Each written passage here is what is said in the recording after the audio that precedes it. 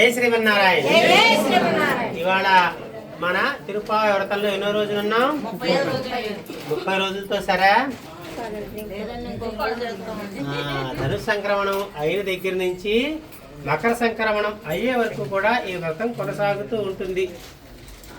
మనకి ఇవాళ రోజున 30వ పాసరంలో అమ్మ ఏమని చెబుతుందంటే, అతి లోతైన సముద్రాన్ని చిలికి, ఎవరు చిలికారు సముద్రాన్ని? ఎవరి చేత చిలికింపబడింది సముద్రం?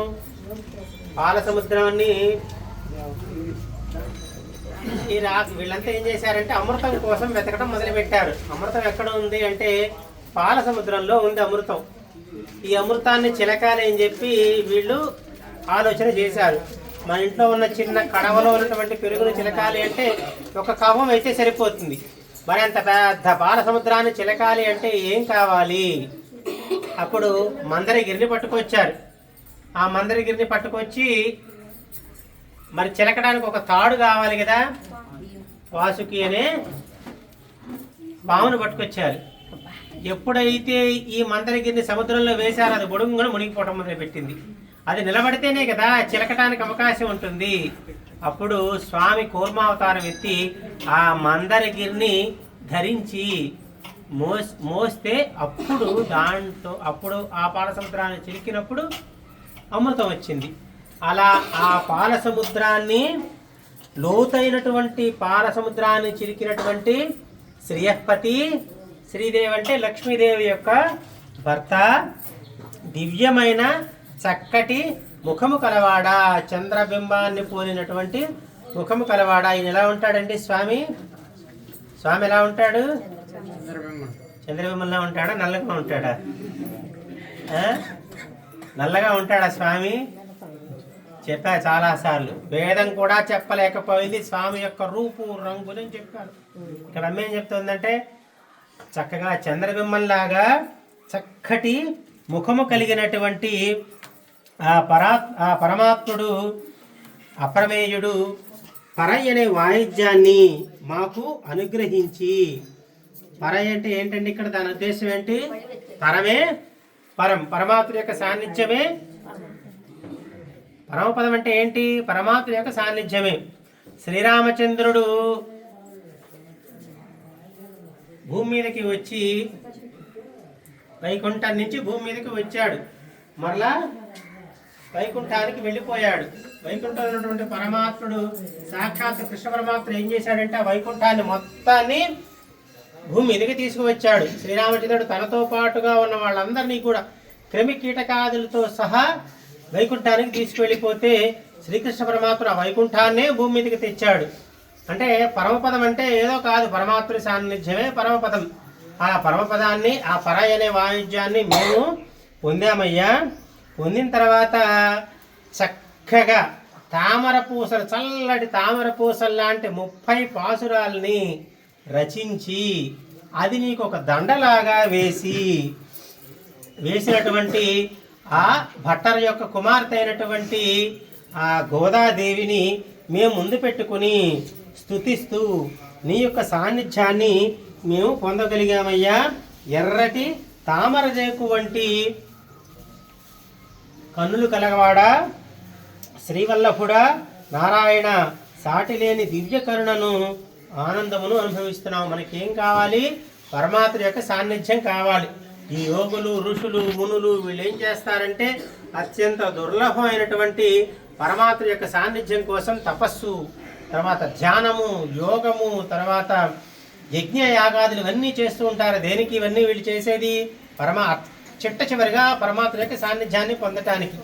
అలాంటి ఆ సాన్నిధ్యాన్ని కేవలం 30 పాసురాల్లో రచించి 30 పాసురాల్లో రచించడం ద్వారా పరమాత్మ యొక్క సాన్నిధ్యాన్ని తాను చేరి మనల్ని కూడా పరమాత్మ యొక్క సాన్నిధ్యానికి చేర్చినటువంటి ఆ గోదాదేవికి మనమంతా కూడా ఒకసారి ధన్యవాదాలు చెప్పుకుంటున్నాం.